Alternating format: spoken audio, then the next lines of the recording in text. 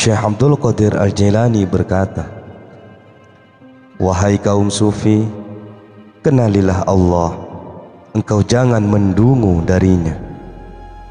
Taatilah, jangan menentangnya. Tepatilah, jangan menyelisihinya. Relakan atas ketentuan dia, jangan kau cabut. Kenalilah Al-Haq melalui ciptaannya. Dia adalah zat pencipta, pelimpah rizki, pemula, penutup lahir dan batin. Dia maha qadim, zat maha kekal nan abadi, dan zat yang bertindak menurut kehendaknya. Dia tidak ditanya tentang apa yang diperbuatnya, dan merekalah yang akan ditanya. Takutlah dia, jangan takut yang lain. Berharaplah padanya, jangan berharap kepada yang lain. Berputarlah bersama kekuasaannya, hikmahnya, sampai menundukkan kemauanmu. Beradablah bersama hitam di atas putih, yaitu Al-Quran, sampai datang apa yang mengitarimu dan dia. Jadilah kamu pemelihara dari kehangusan syariat yang ditunjukkan olehnya. Arti tanpa gambar. Tiada yang bisa sampai ke ketentuan itu kecuali orang-orang soleh. Kami tidak butuh keluar lingkungan syariat. Tiada orang yang tahu masalah ini kecuali orang yang masuk di sana. Adapun yang mengenai permasalahan dia, yang esa tidak perlu engkau ketahui. Jadilah kamu dalam segala usiamu berpeluk erat bersama Rasulullah sallallahu alaihi wasallam dengan menggenggam segala perintah serta mengikutinya sampai engkau mampu menyeru penguasa kepadanya. Jika engkau bersedia ketika itu, engkau mendapat konsesi Rasulullah sallallahu alaihi wasallam. Masuk dan tetaplah di sana. Mereka disebut abdal atau pengganti karena mereka tidak punya rasa kehendak yang bersama kehendak Allah. Dan jangan engkau pilih sesuatu bersama pilihannya.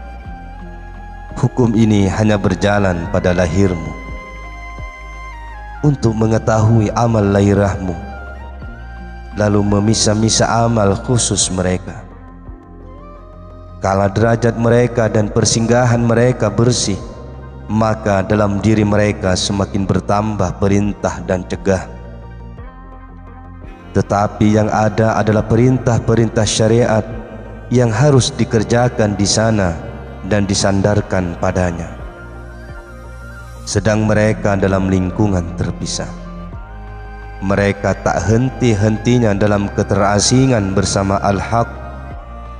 Hanya mereka datang dalam waktu ditentukan perintah dan larangan.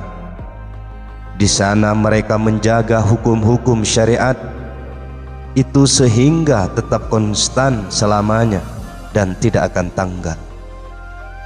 Sebab meninggalkan bentuk ibadah wajib itu zindik dan maksiat berarti dosa besar. Jadi ketentuan ibadah-ibadah wajib itu tidak boleh tertinggal atas seseorang dalam situasi apapun. Anak-anak muridku, benarlah berdasar hukum dan terkandung di dalamnya, engkau jangan sampai keluar meninggalkan ketentuan-ketentuannya, dan jangan engkau lupakan janji. Perangilah nafsu, setan-setan penguasa dirimu, juga tabiat dan dunia. Engkau jangan putus asa dari pertolongan Allah, karena hal itu pasti datang padamu bersama keteguhan hatimu. Allah berfirman, Allah sesungguhnya beserta orang-orang yang sabar.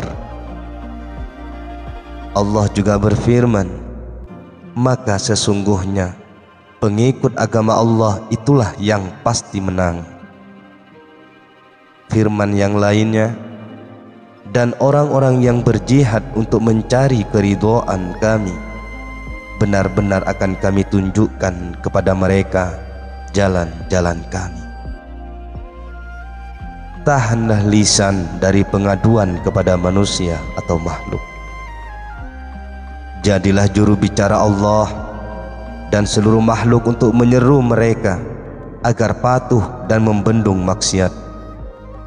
Tahanlah mereka dari sesat, bid'ah, dan mengikuti nafsu atau berjalin dengan nafsu. Seru mereka agar mengikuti kitab Allah dan sunnah Rasulnya. Wahai manusia, muliakan kitab Allah dan bertata krama menurut pengajarannya. Sesungguhnya ia menjadi penjembatan antaramu dan Allah. Jangan engkau katakan bahwa ia makhluk, karena Allah berfirman, ini adalah kitabku. Apa engkau berkata tidak? Barang siapa menolak Allah, menjadikan Al-Quran makhluk, maka ia telah kafir kepada Allah. Bahkan Al-Quran terlepas darinya. Itulah Al-Quran yang harus dibaca. Inilah yang pantas didengar, yang pantas kamu perhatikan, dan inilah yang termaktub dalam mushaf kalamnya. Imam Syafi'i dan Ahmad berkata, kalam itu makhluk dan tulisannya yang ada di sana itu tidak makhluk. Hati adalah makhluk dan penjaga yang ada di sana bukan makhluk. Wahai manusia, ambillah nasihat dari Al-Quran dengan mengamalkannya, bukan dengan memperdebatkannya. I'tiqad itu kata yang terus dilaksanakan, sedang amal itu menurut pelaksanaannya yang berjumlah pelaksanaannya. Jagalah iman di sana, bersedekahlah dengan hatimu, beramallah dengan semua organ tubuhmu, sibukkan dirimu dengan apapun yang membawa manfaat, dan jangan jauhi akal dunia yang kurang. Wahai manusia, berita kata itu tidak mesti dapat bebas dari hukum akal. Nas tidak bisa tinggalkan kias. Engkau jangan tinggalkan saksi dan bersikeras menurut berita asal kata penuduh. Harta orang itu tidak bisa dirampas dengan cara pengakuan tanpa ada penjelasan saksi. Karena itu Nabi bersabda, seandainya orang itu bisa diambil pengakuannya, niscaya suatu kaum mengikuti, berkait bersaudara dengan darah kaum yang lain beserta harta mereka. Tapi kesaksian itu dari pihak penuduh dan sumpah atas orang yang ingkar. Lisan yang alim tiada berguna jika hati dungu. Nabi SAW bersabda, yang paling aku khawatirkan atas umatku adalah orang-orang munafik yang berpengetahuan tinggi. Wahai ulama, para dungu yang datang dan yang jauh, malulah kepada Allah. Lihatlah hatimu sendiri.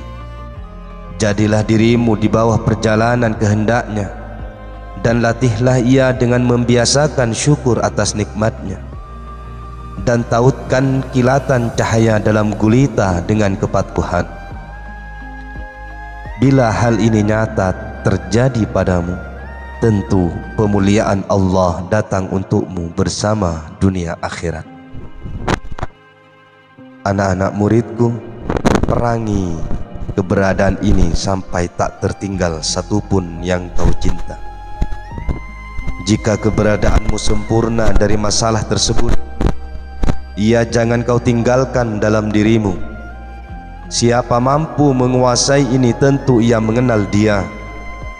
Inilah satu jenis dari manusia yang tidak menerima kata damai dari makhluk. Wahai munafik, uji coba terdapat di pucuk-pucuk hatimu.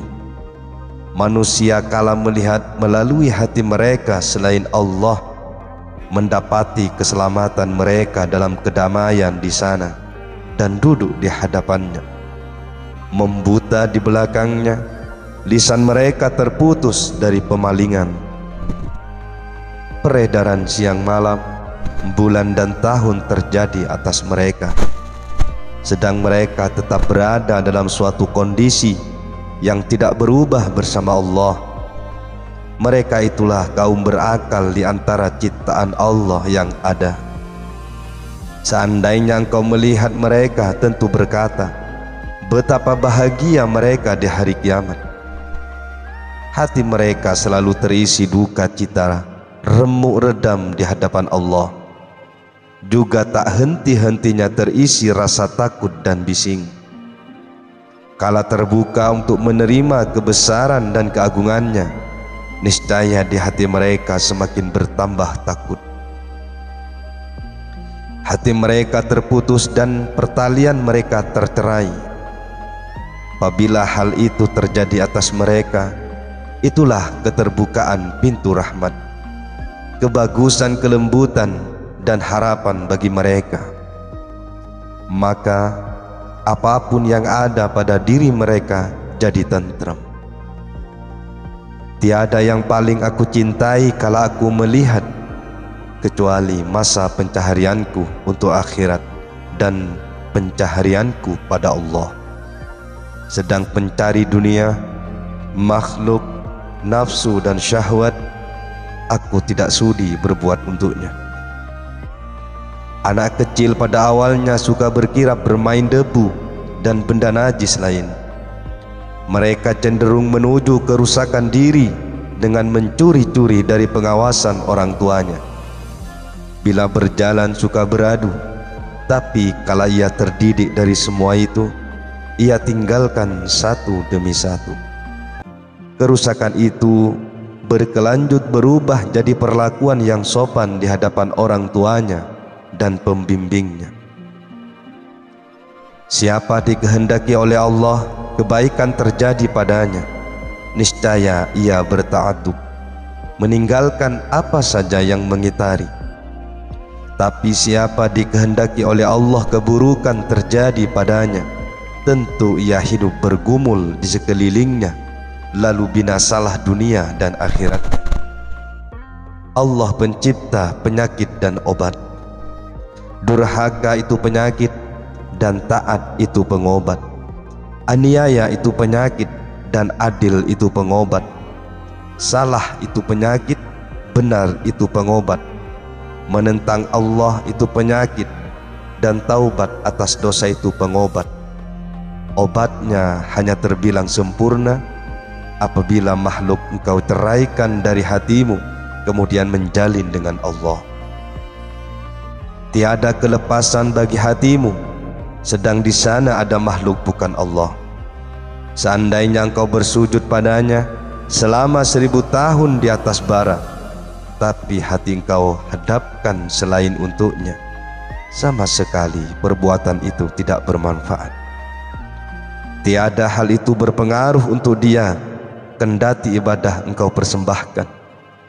Engkau tiada akan dapat untung sampai engkau lenyapkan segala keberadaan ini dari hati. Bagaimana berguna bagimu menampakkan zuhud disertai penujuan sesuatu dalam hati? Engkau tahu bahwa Allah mengetahui segala rahasia dalam cakrawala ini. Mengapa engkau tidak malu mulutmu berucap tawakal sedang hatimu tidak menuju Dia?